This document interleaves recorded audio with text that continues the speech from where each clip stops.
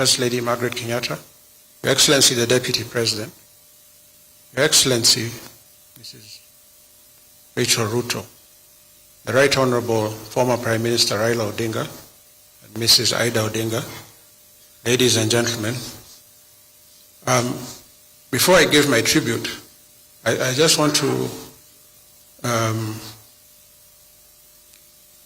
call Mr. Jimmy Cairo. I know I'm breaking protocol, but Your Excellency, please indulge me. There's a reason why I am calling here. Jimmy, are you around?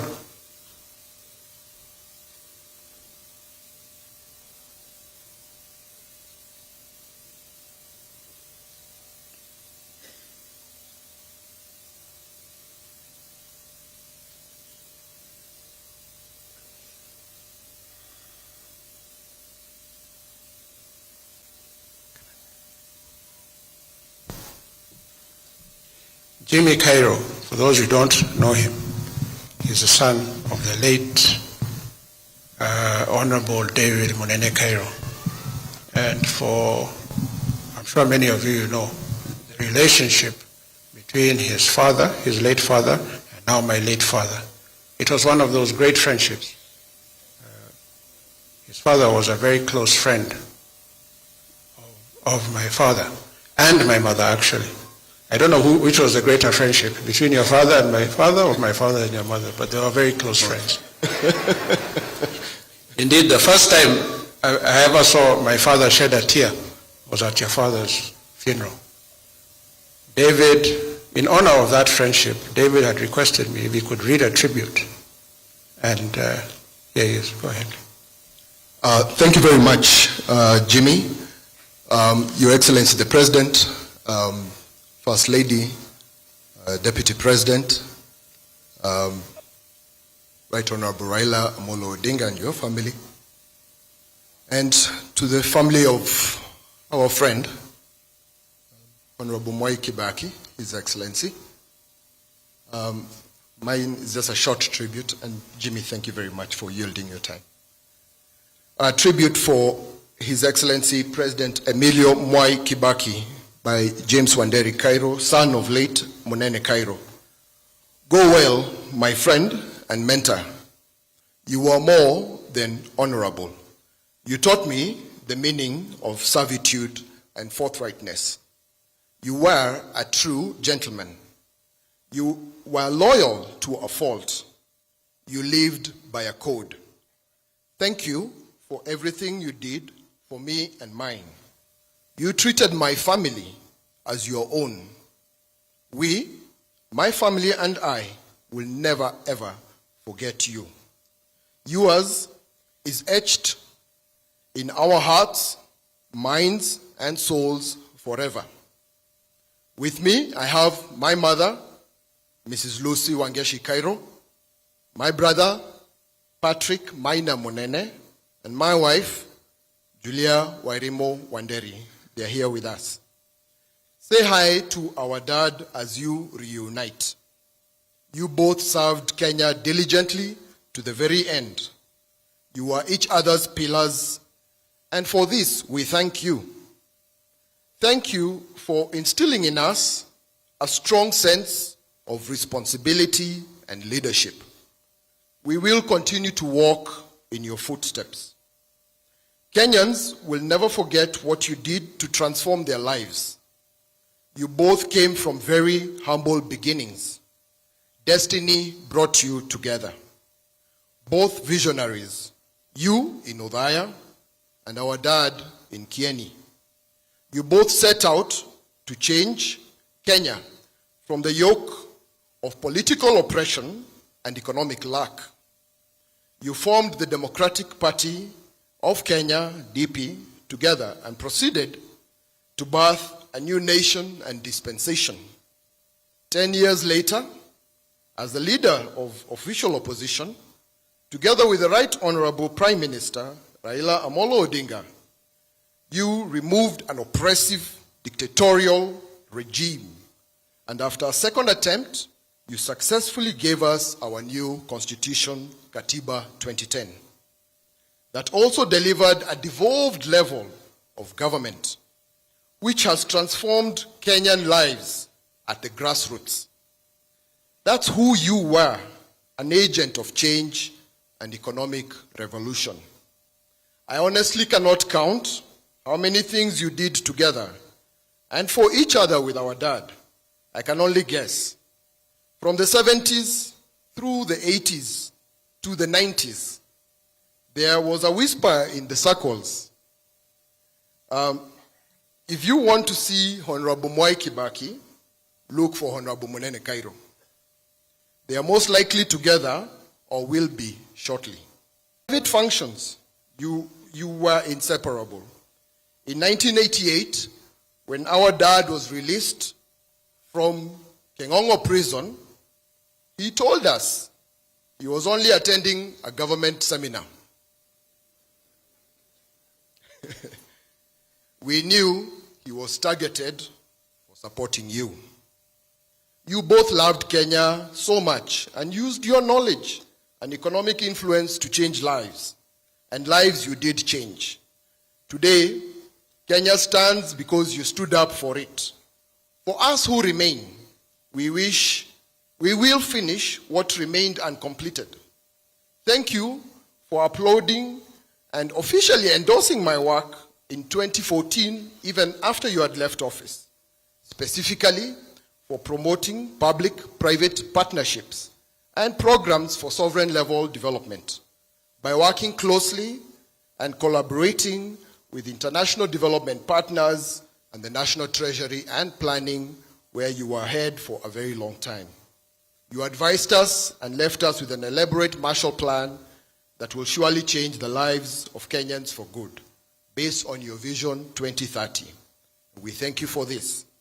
On matters corruption, you set up institutions that continue the fight against graft and economic crimes, which rob the nation and its people of their hard-earned and honest sweat.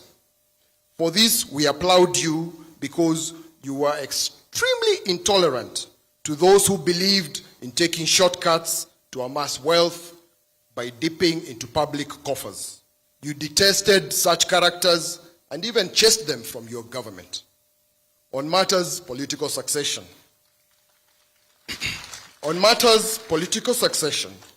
You already showed us the way with your political handshake with the Right Honorable Raila Amolo Odinga, which led to the formation of the Grand Coalition Government of 2008 to 2012. His Excellency, President Uhuru Muigai Kenyatta, repeated the same some 10 years later in 2018 and proceeded to establish the Building Bridges Initiative with the Right Honorable Prime Minister, my good friend. You both showed Kenyans that they can work together and prosper together, especially when they put their political differences aside. You brought the country together once in your life, as you have once again brought it together with your passing. Thank you for your continued calls for national unity, peace, reconciliation, and tolerance. We are indeed our brother's keepers, and we know what your last wishes were for the future leadership of this country. Last but not least, you were a great man of faith and a devout Catholic. You walked with God all through your life, and your life was a testament in itself of God's hand. May Almighty God and His Son, the Lord Jesus Christ, our Savior and Redeemer, receive your spirit and reward your soul with eternal life. Rest in peace, Your Excellency, President Emilio Mwai Kibaki. Thank you.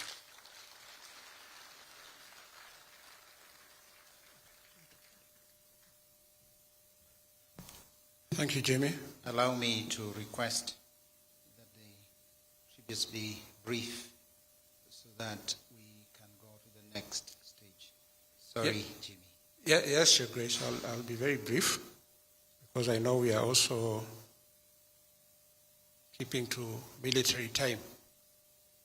Your Excellency, I I think I said what I wanted to say yesterday when we were at Nyayo Stadium. A lot of people have said a lot about my father, His Excellency President Mwai Kibaki. And the tributes have been accurate, they have been heartfelt, and we have received them as a family in the manner that they deserve. But I think I might just want to give a bit of insight into, should I say, the more relaxed side of President Mwai Kibaki. Because the tributes have been there, but they basically focused on his, public life, his tenure as a president. But he was so much more than that. Or at least those Kenyans, I would say, who are above 55 years of age and had the privilege of growing up under the parentage of this generation. In my estimation, this was Kenya's finest generation. This was a generation that built this country. The men and women who, should we say, came into government in 1963 when we got independence, dedicated their lives to the service of this country. And that is why you see, in Kenya in the 1960s and 1970s, Kenya was actually really like a paradise. We had tremendous economic growth, we had good security, we had a lot of optimism, and all the other things that go with being a young, dynamic nation. My experiences with Mzee, obviously, first and foremost, were as son to father. And my earliest, I'll just give Your Grace, I'll just give one or two examples of how I related with my dad. My dad, I think, my whole life has been almost like a game of cat and mouse. My dad wanted me to pursue a life of excellence like he did. And in many instances, he felt that I fell short of that. An example is when I was in Form 2. Now, my grades, or academic grades in St. Mary's in Form 2, were not, should we say, representative of a son of Mwai Kibaki. The Form 1 grades were quite terrible, and the Form 2 grades were actually abysmal. So I went to take my father. We had this thing where we got our school reports, and each one of us would go into his sitting room because he had his sitting room, and we would sit with him and give the reports. Judy gave her report. Judy, by the way, at that time she was in Form 3. I think she was almost a straight A student. Maybe she got 1 or 2 B's, but the rest were A's. Then we had David. David in school, from primary school to high school, he was an academic genius. I think in academics he took after his father. Only that time you are a small boy, so you are not involved in this. But my mother made it a point that I be the last one to give my report. Mzee looked at my report, and I remember him going back up to the top of the report where your name is, because I think he was wondering, this must be a mistake. This cannot be my son. Then he asked my mother, these grades, which I'll not repeat here, please, I need to keep some dignity. He said, this is out of what? Is it out of 50 or is it out of what? My mother said, this is percent. So Mzee gave me one of those looks, which I'm sure, Your Excellency, you've come across those looks when he's very angry, because he doesn't shout, but he gives you one of those piercing looks. And he said, Jimmy, let me tell you, let's do this. Forget about this school business. Let me take you to Naromoro, our farm there. Look after my cows and I'll pay you a small wage. It won't be for free. And I think when he saw me actually contemplating that, he told my mother, you know, Lucy, Mathare Mental Hospital is not far away from Othaya. Shall we take this boy then to get his head examined so that we can establish that it is not his brain that has a problem. He's just lazy. And I can tell you, he was quite annoyed, and he told me, you know, what we're going to do now, we're going to talk to the priest at St. Mary's and you're going to repeat Form 2. And I was like, repeating Form 2, and I've been bullying those Form 1 kids. That's not an option. But to cut a long story short, I studied like crazy, and my third term grades were actually very, very good, quite respectable. But he told me, you know, if you don't maintain those grades, you are going to be forced to repeat, and you'll be forced to repeat without warning. So throughout the rest of my high school, I decided to apply myself, because you never knew when the report actually met his standards, or whether you'd be forced to repeat. You know, my father was a lecturer, my mother was a teacher trainer, so they took academics very seriously. And I can say that they taught us that we were privileged to go to some of the best schools in Kenya, and we should not actually squander those opportunities. Like I said, my life with my father was a game of cat and mouse. Like any teenager, I think the relationship between a father and a son can sometimes be misconstrued to be one of disrespect or not respecting enough. But I really respected my father. At one point, I remember he told me, you know, Jimmy, you keep going out and coming home 2 or 3 o'clock in the morning. Why can't you come home at a respectable time? Respectable people are home by midnight. He told me it's only crooks and vagabonds who go out parading at all hours of the night. So he told me, from now on, when you go out, be home by 1 a.m. the latest. And I told him, yes, Dad. The following weekend, I went out. I knew he was going to Othaya. So normally when he came to Othaya on Saturdays, he came back on Sundays. But that day he came from Othaya very early in the morning. And I was walking into the house. I saw through, you know, there was a split in the curtains, and this was at 3 a.m. I saw Mzee sitting there. I was like, oh my goodness, what is going to happen now? And before I knew it, he had gone and he had opened the front door, and he told me, Jimmy, remember what I told you? Get in the house.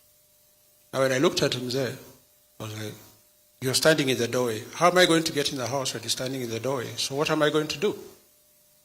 I decided to call my mother, because there was no way I was going anywhere near him before my mother was there.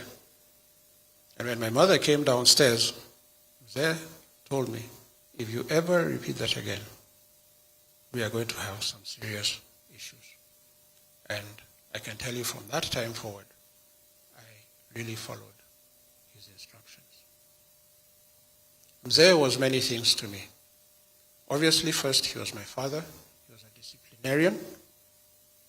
But above all, he was a role model. He was one of the finest people I have ever known. I want to take this opportunity in behalf of you all, and like His Grace said, to say a big thank you to His Excellency, President Mwai Kibaki. Thank you, Dad.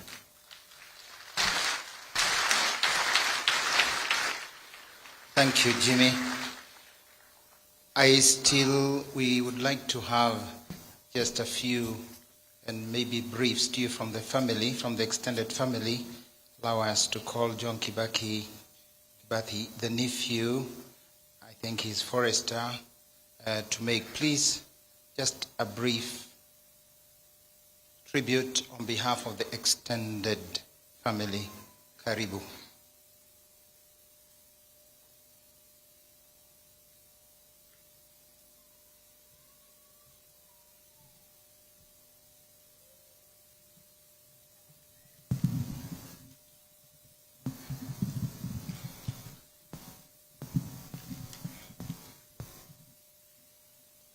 Your Excellency, our President Uhuru Kenyatta, Your Excellency Mama Ngina Kenyatta, Your Excellency Deputy President William Ruto, Your Excellency Mama Rachel Ruto, members of Kibaki family, distinguished guests, members of the clergy, and all fellow mourners who are here. My name is John Kibaki Kinywa. I'm a nephew of the departed president. And as I stand here, I will just say a few words on behalf of the larger Kibaki family, for which I'm the chairman. So, members of the Kibaki family, including the departed president, were members of the family where I was chairman. On behalf of the larger Kibaki family, of which I'm chairman, I welcome you all to this celebration.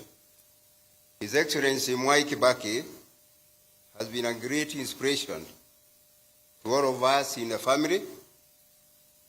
His singular wish to see all members of the family grow their lives successfully was the reason he touched all of us, individually and collectively. Even as he undertook his work to serve Kenya and the world, he always found time for us whenever we required his advice. His warm demeanor, his generosity, and his sound advice at all times, coupled with many other things that make life comfortable for those that are close to you, is what we remember him for. Myself, I remember him not so much as my uncle, but as my father, because when my late father died in the Mau War, he took the responsibility to grow me up with my siblings, and up to this time, we feel that he was the force behind our success in life up to where we stand today. Fare thee well, uncle. Till we meet again. In God's heart, you are in a better place. Mwathani ũmũnengere kĩhurũko gĩtathiraga. No theri wa hingo ciothe no mũtheragie. Arohurũka ũhoro. Nĩ gũtuĩke guo. Thank you. Thank you very much. Also for your brevity, thank you. Allow us to welcome the family, especially the extended family from the Kagai family, the family of the former First Lady, Lucy. Would like to welcome George Njoroge to speak on behalf of that family. Karibu.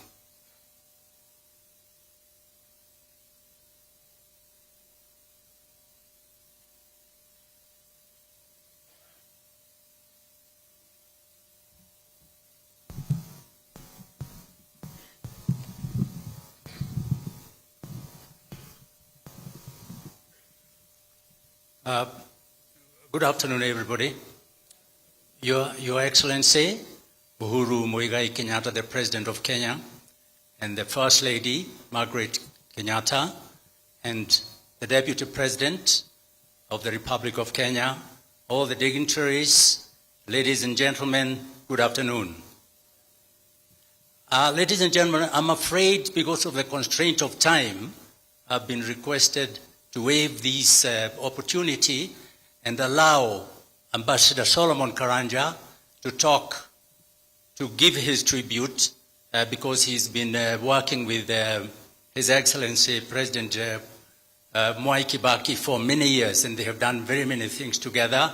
And because we don't want to lose time, as His Grace has requested, I'm extending this opportunity to Solomon Karanja, Ambassador.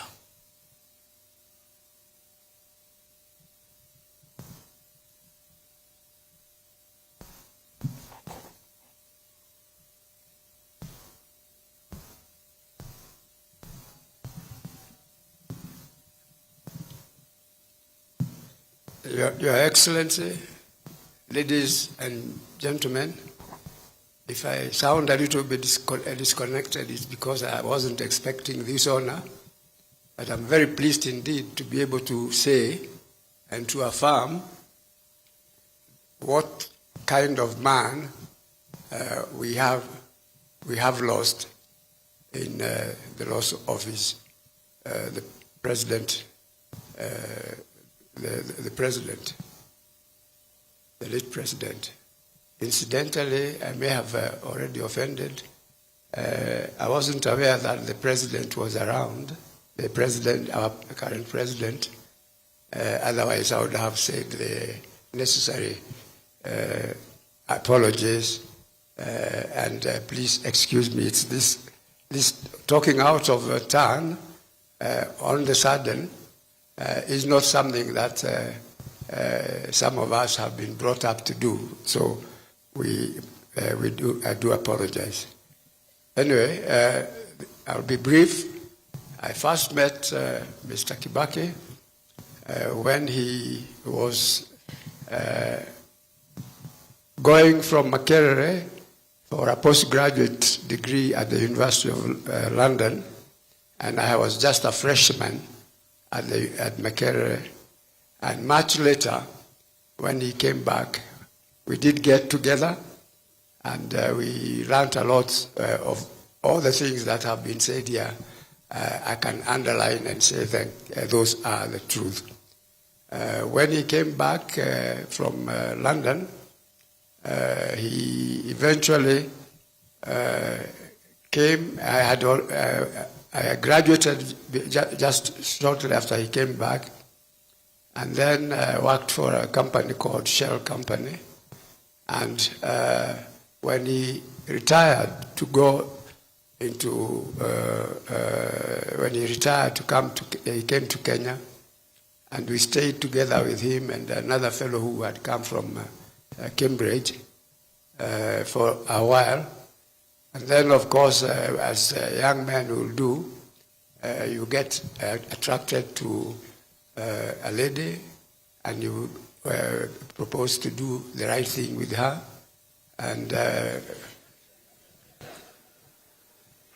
And those who used to visit us with Mwai and Karemi, I think the other one was Karemi, the ladies who used to come and say jambo to us, we eventually married them. I married my wife,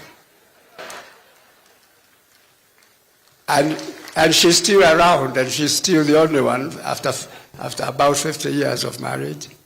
Mwai married, of course, the one you know from here who comes from Mama. We call her Mama. Mama Jimmy or Mama, any of the other boys. And well, as I say, speaking off the cuff, all I can say is that this is a great man. He's also kind, because I remember when we were students and he had a little Volkswagen when he was teaching at Makerere. And occasionally when we wanted to go to Kamulu's was a nightclub, a nightclub that was quite frequently attended by university students. And of course, university students had to be back into their room by midnight.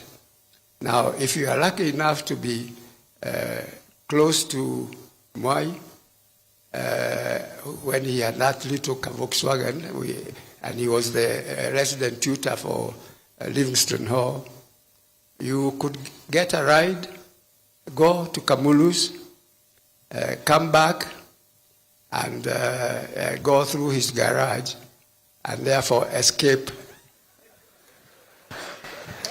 the idea that you'll be booked and therefore not allowed to go out anymore. Now, one of the things that really astonished me, I'm doing this at random, so ladies and gentlemen, don't worry, was the fact that if we went out in his Volkswagen and came back slightly out of time, like 1 o'clock, he was able to go and deliver a beautiful and very well-attended lecture at 8 o'clock in the morning. Of course, at 8 o'clock in the morning, after that escape, or after that visitation to Kamulus, I would still be fasting. So I asked him his secret, and he told me that the secret was not to go to bed when you have come back late from from wherever it was, but to do so after you have done your job. So he used to go to the university lecture rooms, deliver a beautiful lecture, and then when he comes back, apparently that's when he went to sleep. Now, these random remembrances can go on and on. So thank you very much for giving me a chance to say goodbye to them. That was a very humane recollection of an elder. Thank you very much, Solomon. Our last, bado tuko katika hali ya kumkumbuka baba na rais wetu Mwai Kibaki. Naomba kwa heshima, kwa mwisho ni aliyefanya kazi naye na alikuwa rafiki wa karibu zaidi, Ambassador Othaya, for a brief tribute. Kindly, Ambassador, on behalf of all those who work closely with him in government. Ambassador Othaya.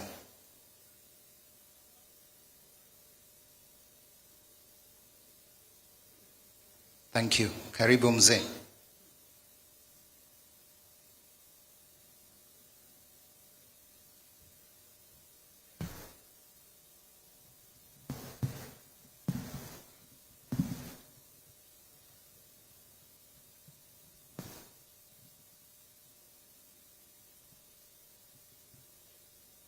Your Excellency, the President of the Republic of Kenya, Honorable Uhuru Muigai Kenyatta, Your Excellency, Margaret Kenyatta, the First Lady, Your Excellency, the Vice President of Kenya, Honorable Bruto, Your Excellency, the former Prime Minister, Honorable Raila Odinga, and his spouse, Her Excellency, Ainda Raila Odinga. Your Excellency, Your Lordship, the Bishop of Nyeri, May we kindly ask, tunauliza wananchi wote, tuweze kutulia, bado tuko katika hali ya maombi, na tusikize kumbukumbu ya baba yetu. Tafadhali wananchi. Your Lordship, the Bishop, and the clergy, on behalf of the public service that served under the leadership of our departed father, the father of modern Kenya, His Excellency Mwai Kibaki, we really wish to convey our condolences, most deep condolences, to his family, Judy Kibaki, Jimmy Kibaki, and his family, and also Judy and her daughter, David, his wife and children, Tony, his wife and children, extended family, including the governor of Laikipia, His Excellency Derito. We really cannot express enough the loss and the pain we feel about our departed father. All of us in the public service really learned a lot from His Excellency the President. He was our teacher. He empowered all of us in the public service. He empowered the private sector. He empowered our military. He empowered our judicial service.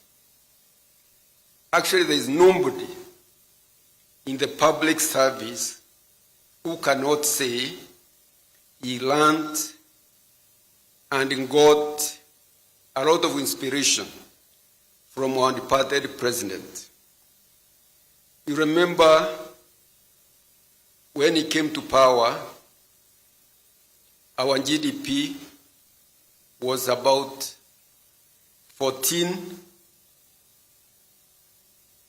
billion US dollars. When he retired from the leadership, it was around 60 billion US dollars. You know, 14 is from independence, or from the time the country was really started collecting statistics, 14.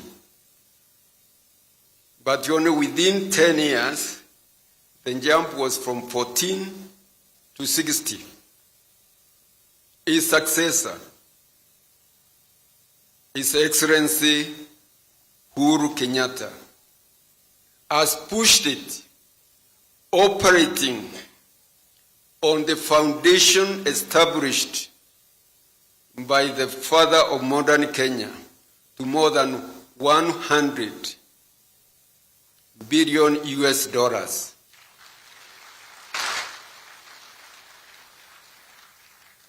Today, nobody in the world can take our country lightly. Nobody. We are supposed to be the 5th largest economy in Africa. And we are marching on. We are marching on. How did President Mwai Kibaki go about it? He came up with what was called the Economic Recovery Program, Economic Recovery and Employment Creation Program or strategy during the first 5 years. What surprised everybody, including the World Bank and the IMF, under the leadership of the President, who emphasized empowerment. He empowered the ministers. He empowered the civil servants. He empowered the parastatals and everybody who under responsibility. What happened with that strategy? We surpassed all the targets that were set. The World Bank sent a delegation all the way from Washington. World Bank and IMF to find out what had happened in the country. Because everything was going up, And before that, the economy appeared to be pinned down by the structural adjustment regulations. It was like pinned down, and when he came, it's like he just cut the chains, and the economy started bubbling. That is really Mwai Kibaki. What did he do? He focused on the essential foundation of the economy, the infrastructure, the roads. After building the Thika road with a lot of doubting Thomases, just confidence came into the country. There is no project we could not implement under him. He renovated Jomo Kenyatta International Airport. Suddenly, Jomo Kenyatta International Airport became the most modern airport in Africa. I remember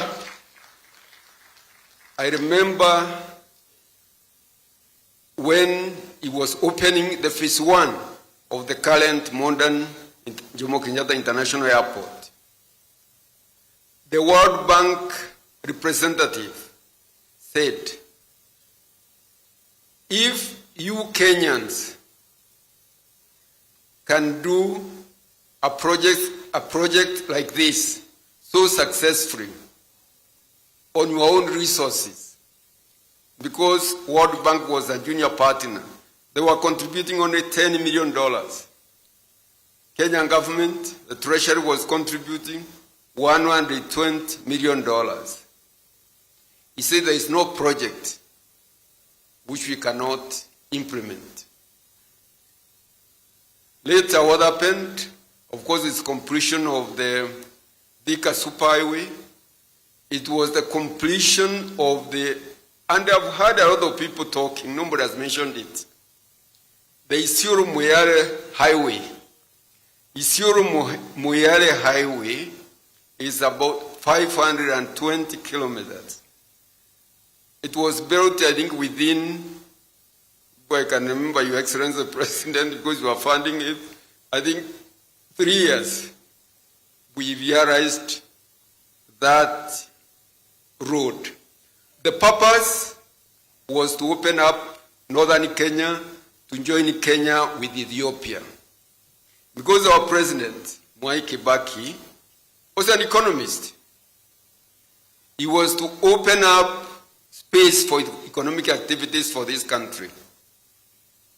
He even pushed a lot about accession of Rwanda into the East African community. He pushed very hard the accession of Burundi into the East African community. And now our current president has pushed very hard the accession of Congo into the community.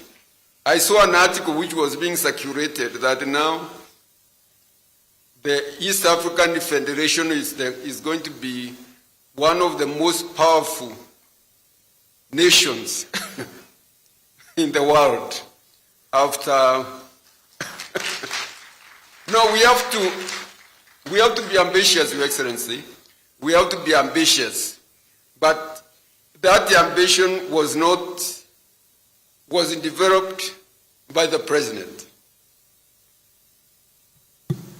He pushed us to design the LAPSET project to open up northern Kenya with the port linking us with South Sudan and linking us with Ethiopia. He used to say, the population is getting squeezed here in the southern part of the country, which is developed. We need to open up the north so that the population can go. And what is really, really very good is that our current president has never rested to make sure those dreams are achieved.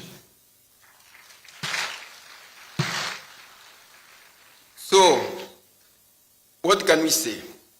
I said he focused on fundamentals, the roads infrastructure. He focused on power infrastructure. What he did, said, let's connect.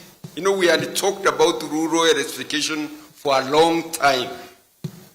He said, let us connect all public institutions with the power, all marketplaces, even churches. Let's connect them with the power. Then wananchi will be able to tap power from those points. Before, there used to be 40,000 connections a year. By the time we left, we are doing more than 200,000 connections a year. That's the power. And then, of course, in generation, where do we get power? Invested a lot on geothermal, which the current government has continued to expand. Geothermal power generation. The other point, which was really a game changer. Kindly. Sorry, sir. Sorry, Kindly, Bishop. Ambassador. Your Lordship, I'm concluding. Let me finish just this. Kindly. I'm become a bit political. I'm not a politician. What you did, the next point was actually the communication sector. The revolution brought about with the optic cable that came from Fujairah to Mombasa, revolutionized communication sector in this country. And Kenya now is one of the top countries in the world in terms of telecommunications. So these were the foundations. The other one, and I cannot really go without mentioning that, is human capital development. People talk about primary education, but that was step one. Step two was to expand secondary education, which he did by opening up day schools, day secondary schools, and that multiplied, I think, by multiples of 3 or 4 times. The next thing was university education. Kindly. From six public universities to 22 public universities. And finally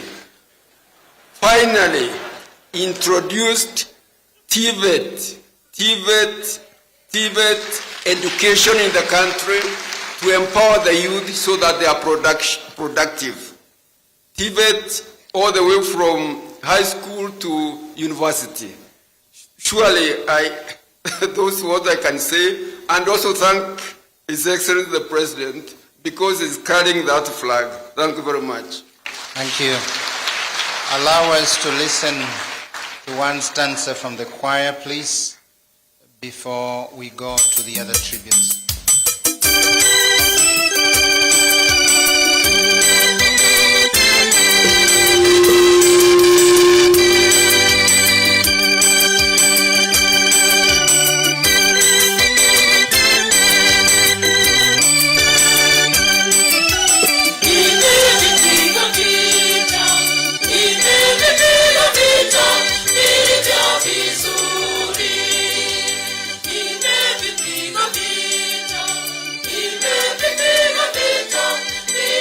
Vizuri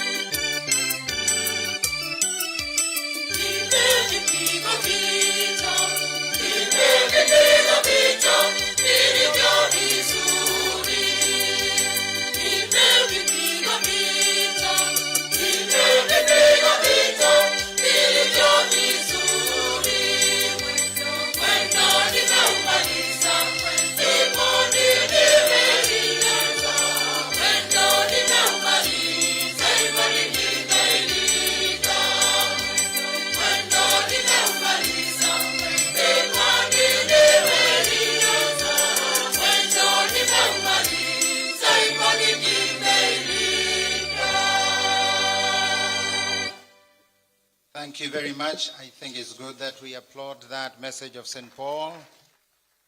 I invite you to tupige makofi, tumshukuru Mungu kwa maisha ya baba yetu.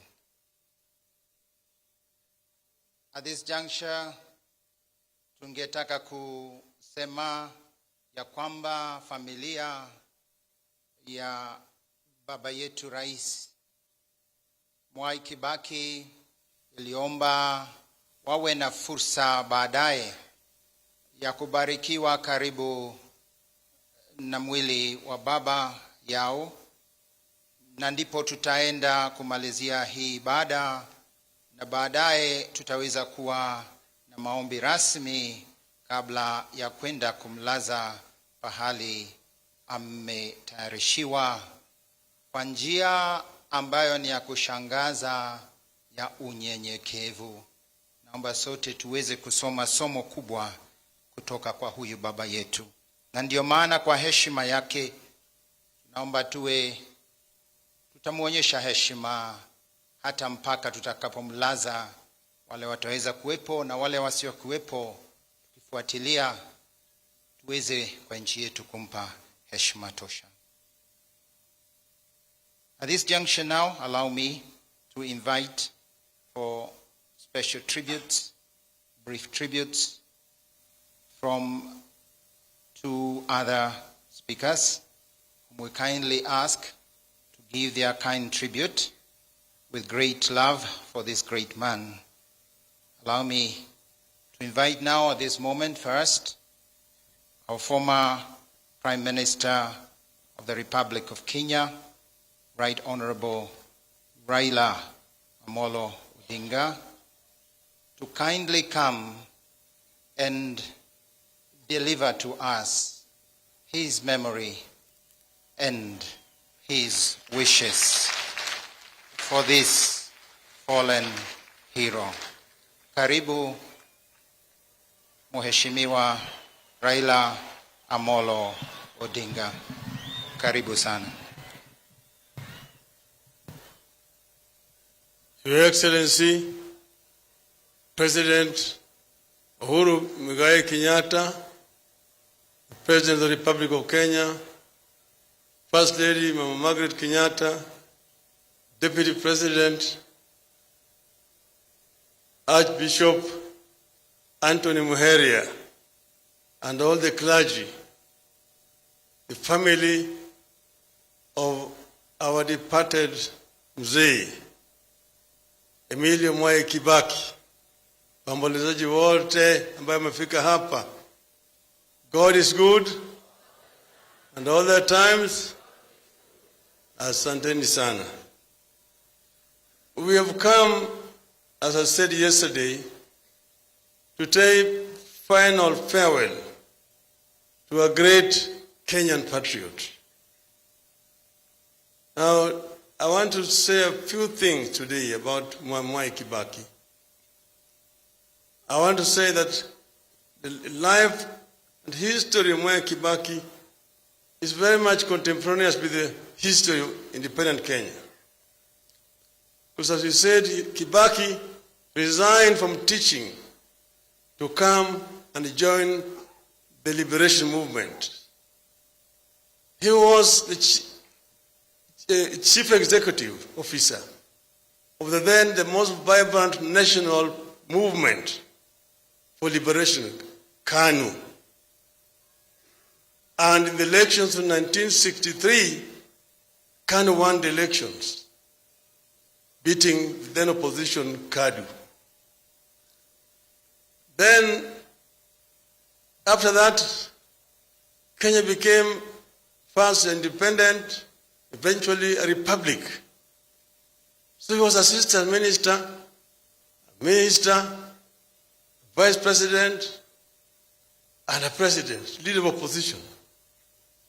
But development in Kenya after independence are very much akin to what took place in the rest of the African continent.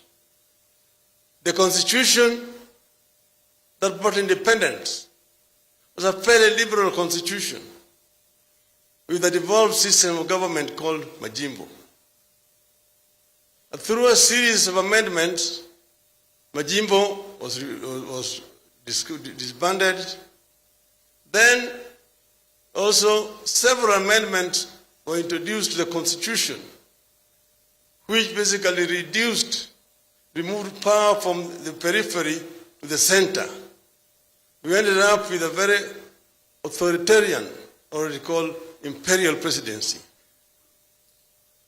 To cap it all, in 1982, they brought Section 2A, which introduced a single-party system. They was introduced by the then Minister for Justice and Constitutional Affairs, our friend Charles Njonjo. Mwai Kibaki is the one who seconded it. I'm saying this because it's good for us to say it. We have had a long discussion with him. He did not know the implications. He later on himself became a victim of it all. Because in 1988, they brought Mlolongo system of election. They called them that open democracy.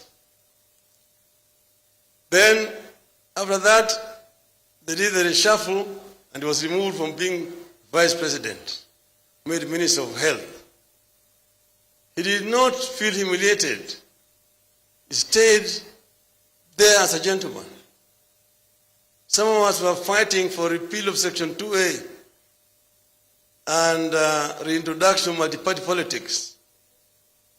But because he was inside that system, he said that it is not possible to introduce a multi-party system. Those of us who were calling for it were like somebody cutting a mugumo tree, the razor blades. Fortunately, with the fall of Berlin Wall, the wind of change that was blowing in Eastern Europe began to also blow in Africa. And through it, Section 2A went. And now we are allowed to form a political party. And Kibaki said that in his deep mind, he has always cherished multi-party system. And immediately resigned from KANU to form DP. So he joined us. We were already then in Ford. And he joined DP. Then Ford also eventually split into Ford Kenya and Ford Asili. So we now have Ford Kenya, Ford Asili, DP. We try to bring these people together. Ken Matiba, Jaramogi, and Kibaki. Eventually with Kibaki's people, we're negotiating. Uncle George Mohoho is here. And the late John Keane, Gengi Mugai, we tried to negotiate. It was not possible. Then we said that if you guys don't agree to hang together, you shall be hanged separately. So we went to the elections, and truly they were hanged separately. One whole post there for Matiba, one for Kibaki, one for Jaramogi. So, but we came together now in the opposition. First Matiba was the leader, then Jaramogi. Then both of them eventually went. In 1997, we now tried to come together again. There was Kibaki, Amalwa Kijana, Charity Ngilu, and yours truly.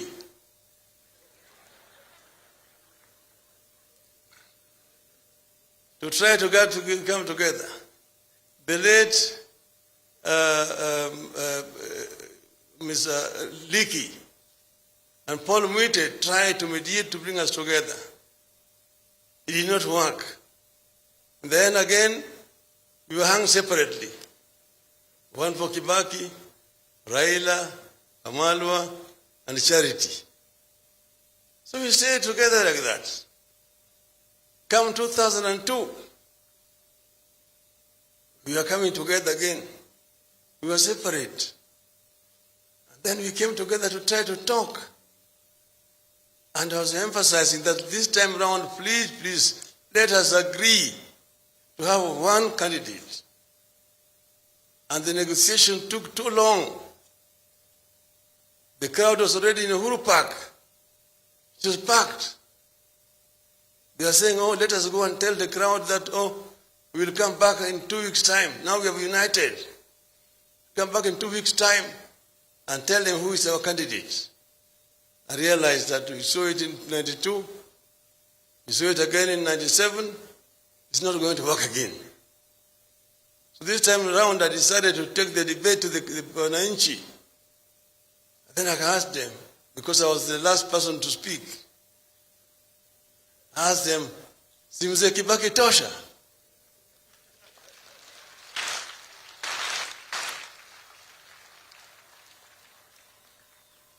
And the crowd roared back, Kibaki tosha, na wakaanza kuimba, yote yawezekana bila Moi. That is the NAC revolution. The rest is no details. But I was saying this because I saw where we were, and we had a long discussion with Mwai Kibaki. In my view, Mwai Kibaki had the knowledge, the experience that we needed in that period of transition. I got actually hit so hard. By the time I arrived home, my wife has received so many phone calls saying how I had messed up. But I said there's no going back. We'll move forward together with Mwai Kibaki. So I'm here with my wife Aida there, and my elder brother Dr. Oburu. They've come here as the family of Jaramogi. Now we sat down and signed an MOU. That is what we are going to do after we formed the government. This famous or infamous MOU. And when we were negotiating, everybody was very fresh. Kibaki'S one who suggested we need only 3 months. We will have passed that new constitution. Unfortunately, when we left, we started the campaign. And we went for campaign in Kitui. We ran around and we slept in the residence of Mr. Musila, former PC. When we left, we went for rallies in Kitui down, came back to Kitui town. We were rushing back now to Nairobi. My car was leading. But then they told me Kibaki was in a rush for another appointment in Nairobi. So I let them pass. So we were following. Then we come toward the junction there, Machakos Junction, and the accident. So from there, we put them in a car, Musila's car, and we were following, coming to Nairobi. We were found in Nairobi Hospital. We arrive at Nairobi Hospital, and the crowd is there. He's taken inside and for treatment, emergency. The crowd was so anxious, what's happening? So I came out and I told them, look, our captain is injured, but the march will continue, and we shall win this march.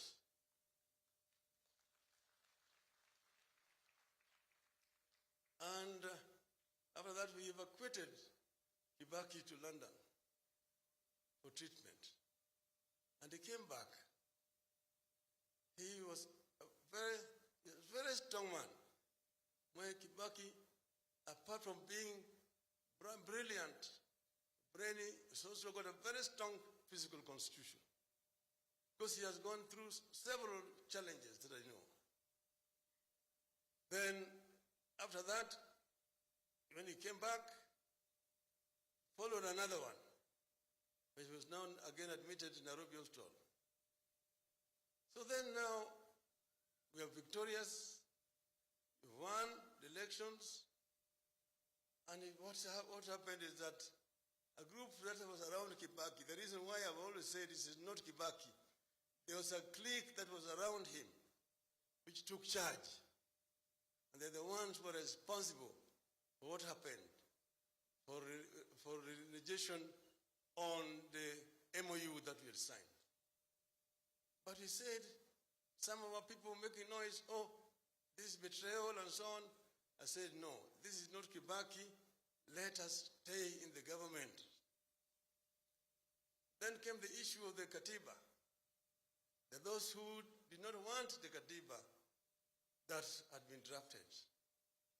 Then you know how it happened, bananas and oranges.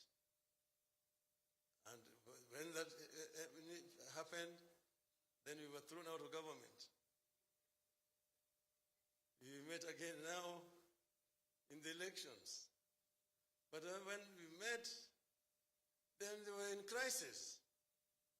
We negotiated with Mwai Kibaki and eventually agreed that Kenya is bigger than all of us.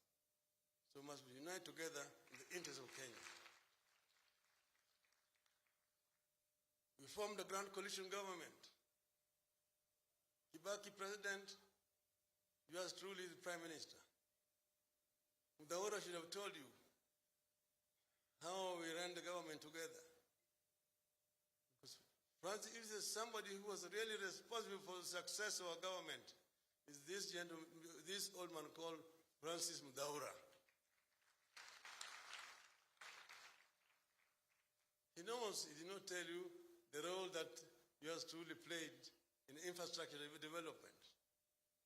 In terms of roads, I was the one who took the pain of demolishing structures so that we could construct those roads. And I was censored in the cabinet, but Kibaki defended me in the cabinet.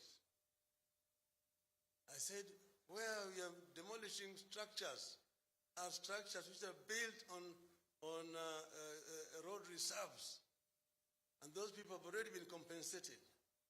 So Kibaki has said, kama watu najenga kwa barabara, ibomolewe. Ibomolewe. Yes, what do you want us to do? And that is what happened. We sat together and we created what is called the National Economic and Social Council, NESC, as a think tank of the government. And that NESC is what came up with most of these projects.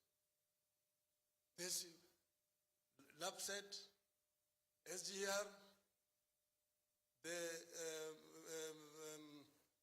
Konza, ICT City, special economic zones, all these came about as a result of the discussions in the think tank. What I want to say is that Mwai Kibaki is somebody with a clear foresight and is ready to negotiate and also to take in new ideas. And through that, he managed to open the government and get new progressive ideas about development. So here, we've come today to say goodbye to Mwai Kibaki. He was transformative. He came up with progressive ideas and he was able to bring all of us together and create a team that was ready to work for Kenya and say that Kenya first, everybody else is second. And therefore, we are paying a tribute to a great Kenyan leader. Fare thee well, Mwai Kibaki.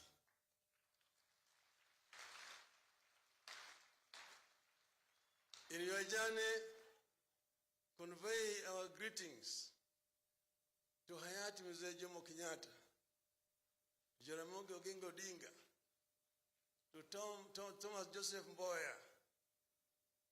Say farewell also to Nyayo when you meet him. Rest in peace. Thank you. Thank you, Right Honorable Raila Amolo Odinga. We thank you very much. At this juncture, allow me also now to invite the Deputy President, the Republic of Kenya, His Excellency Samoei Ruto, to also convey his remarks. Wananchi watukufu, tunawaomba tuweze kutulia kwa heshima ya baba yetu. Your Excellency, the Deputy President. Thank you very much, Bishop. Mheshimiwa Uhuru Muigai Kenyatta, Rais wa Jamhuri yetu ya Kenya na Amiri Jeshi Mkuu, Mama Margaret Kenyatta, mama wetu wa taifa, familia ya rais wetu wa tatu, Judy na familia yako, Jimmy na familia yako, David na familia yako, Anthony na familia yako, pamoja na extended family ya mzee wetu, baba wa taifa wa tatu, mzee Mwai Kibaki. Your graces and your lordships, bishops, ndugu viongozi wote wenzangu walio hapa, arata amwai wake vake Moriega,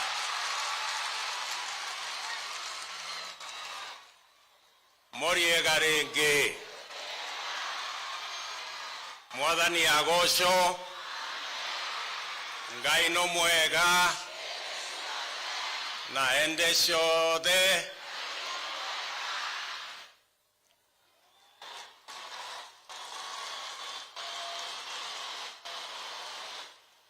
Mheshimiwa Rais, tumekuja hapa wewe ukituongoza kama kiongozi wetu wa taifa, tuje tufariji familia ya rais wetu wa tatu. Mheshimiwa Mwai Kibaki alikuwa baba wa taifa na alikuwa baba ya watu wengi mbali na familia yake. And in a very special way, I want to thank the Mwai Kibaki family for agreeing to share your father with the rest of us who came to know him. We are truly grateful. Mwai Kibaki was a father to you, but he also became a father to many other Kenyans. We have come here to mourn his demise, but to also celebrate him as a father of the nation of Kenya. To the people of Thongori and Othaya, thank you very much for bringing up a great Kenyan who today we are celebrating. Tunawashukuru sana. Mzee baba wetu Mwai Kibaki kutoka hapa Thongori hapa Othaya, katika kijiji ambacho ni kama ile ya Bethlehemu ya Yesu ambaye haikuwa inajulikana sana, lakini he accomplished many things. From here, he became a great scholar. he became a great economist, he became a great leader, and of course, a great president and a father of the nation.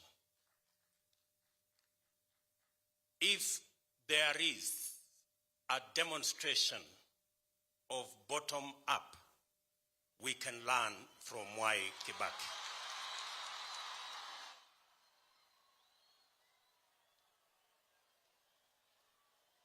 We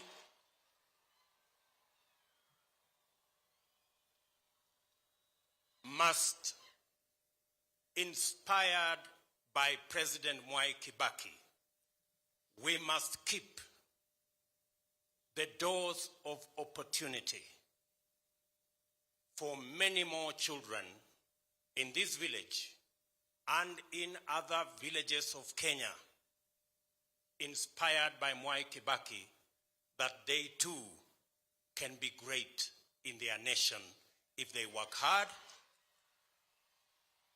and if they pray.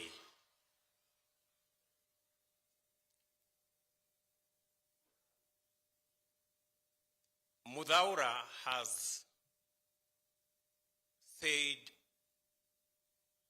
and I agree with him, that Mwai Kibaki is the father of modern day Kenya. It is true. Mwai Kibaki planted the seeds of what has become the greatest transformation of our infrastructure under him and under our fourth president, President Uhuru Kenyatta. He laid the foundation, the man who lays here today. And even as he thought about big infrastructure projects, Mwai Kibaki did not forget the ordinary people. He did not forget. And that is why, under Mwai Kibaki, he made sure that motorbikes were zero rated. And that is when Border came into being. And today, it is a sector that hires close to 1.4 million Kenyans. He was great, but he was also simple. And so, as we celebrate his life, as we celebrate Mwai Kibaki, we must remember that in him we had an embodiment of the unity of our nation. At a very personal level, allow me, Bishop, to say, when my boss, President Kenyatta, and I were in trouble with the ICC cases, Mwai Kibaki stood as a father to us.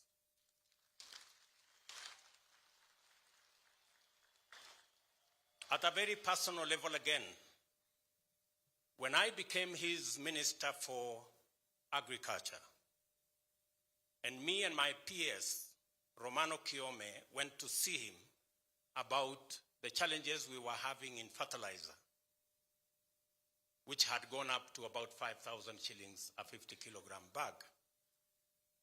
His wisdom and understanding gave us the opportunity, under his guidance, to reduce the prices of fertilizer to 2,500. And the first subsidized fertilizer in Kenya was brought about by the third president, President Mwai Kibaki. At a very personal level again, when I was promoted to the Ministry of Higher Education, and we had a backlog of university students, under his guidance again, we managed to have another double intake that henceforth removed the backlog that students had to wait for at least 2 years to be able to go to university after they complete their Form 4.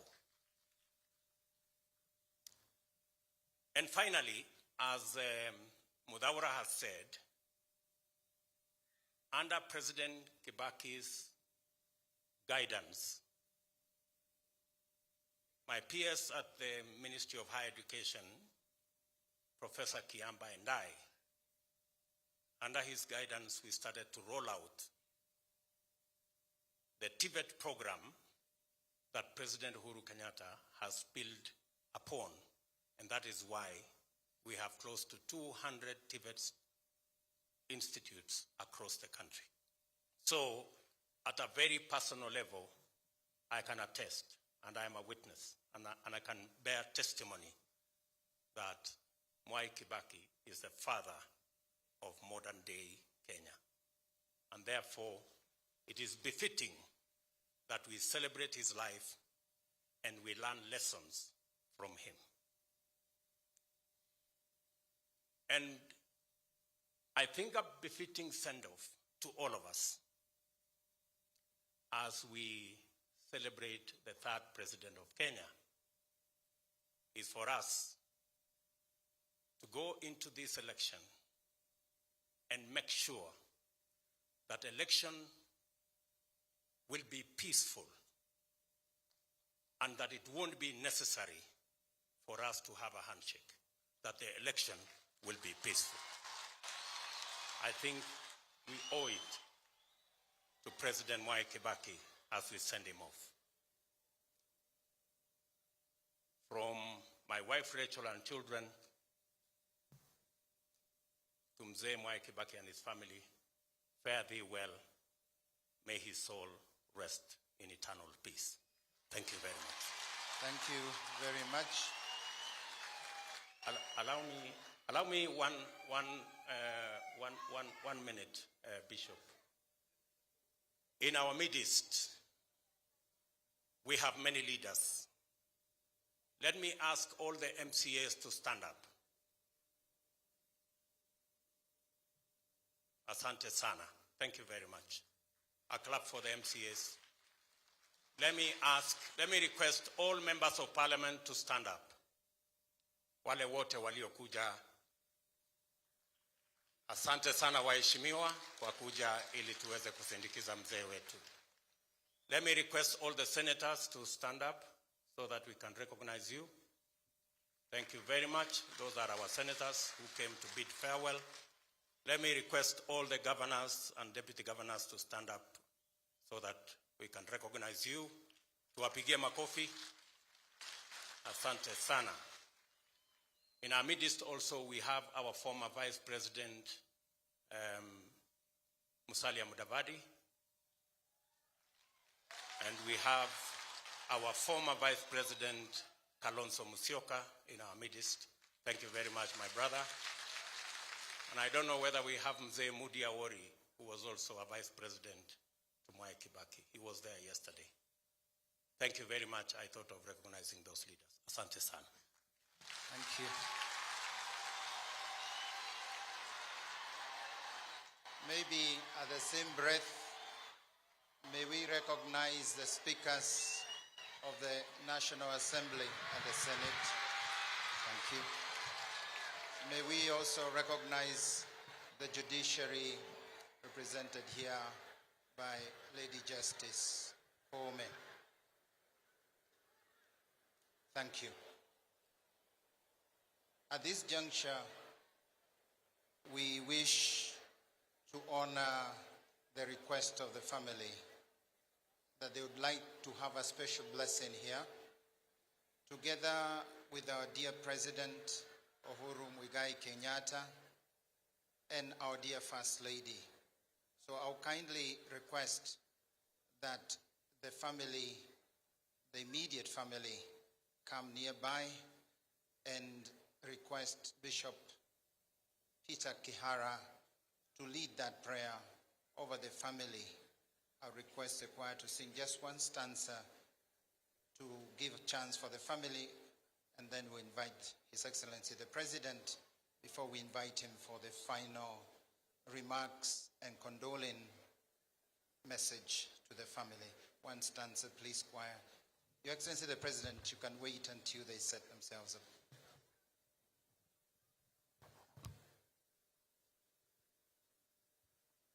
One stanza.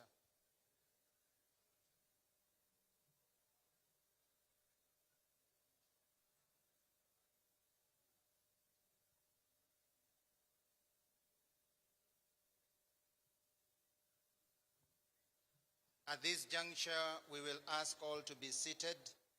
We will invite, we are here with all the religious leaders who are here present. We request the religious leaders, we request all the religious leaders to stand up, both those who are here from the various religions and faiths. We also have some religious leaders in our midst. I'll kindly request you, if you are there, just stand where you are and extend your hand over this family as a prize being led by Bishop Kihara. We pray for this beloved family who have taken care of our former president. At the same time, a prayer of our nation. Dear brothers and sisters, religious leaders, for those who can extend their hand, please extend your hands. For brother Muslims, we can hold the gesture of prayer as you normally do. Bishop Peter Kihara. Mungu Baba, Mungu Mwana, Mungu Roho Mtakatifu, Utatu Mtakatifu, tunakushukuru sana, kwani mema, uzima na baraka zote zinatoka kwako. Maisha yetu ni zawadi yako ile muhimu sana. Tuko hapa kusherekea maisha na huduma huyu mwanao Emilio Mwai Kibaki, ambaye ulimuita, alitenda maishani mwake, na zaidi kama mtumishi katika nyanja zote. Umemuita wakati tunasherehekea ufuko wa mwanao,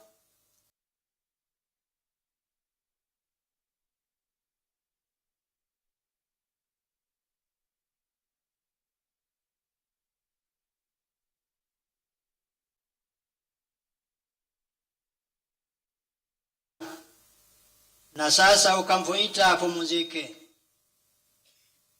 Tuko hapa leo kuomba pamoja. Kama kuna mabaki ya machache ulitaka alipe, maombi yetu na umrehemu. Tuko hapa kusherehekea maisha yake pamoja na familia hii iliyoko hapa, pamoja na marafiki walioko karibu na mbali, kwa sababu kwa njia yake uliguza maisha yetu na taifa letu na dunia nzima. Na kwa hivyo tunaomba baraka yako ya kipekee ishuke juu ya familia yake, hii ndogo na ile kubwa, na kwa marafiki wote walioguzwa na tendo lako la kumuita apumzike kwako, uwafariji wewe Baba. Hawana mwingine karibu nao, wanajisikia kimwili wamedhoofika, kwa sababu mzee anayelala hapa alikuwa kikingi kilichosimama imara na kusimamisha maisha yao, kama tuliosikia kutoka wote wale wandogo na wakubwa. Basi twaomba Roho wako aendelee kuwafariji kila mmoja, ili waweze kutembea na safari ya maisha, waweze kufanya majukumu yao na nguvu kwako, ili waweze kuiga mfano bora ya huyu babao, ndugu yao, pia mwanao ambao ni ndugu yetu kwa kiimani, aliguza zote katika Kenya yetu. Tupe faraja, tuongeze imani, tuongeze pia matumaini, ili tuendelee kujua kama anapumzika kwako vile alifariji Kenya katika kazi zake zote, utaendelea kufanya hivyo kwa sala zake kutoka mbinguni. Twaomba umbariki na wape nguvu familia yake, ili pengo aliloacha katika familia hiyo kubwa na ndogo, wajisikie sala zake zinawapa nguvu kila siku, waweze kutimiza mfano bora aliowaashia. Pia tuombee Rais wetu Uhuru Muigai Kenyatta, ambaye pia anaendelea katika huduma hiyo ya kuonyesha mfano wa baba wa taifa. Hata yeye ametingizwa na kumuondolea huyu rafiki yake wa ndani. Mpe nguvu hata yeye, mpe busara, mpe matumaini, ili aendelee kuongoza taifa hili letu liweze kufikia mengi, akimuiga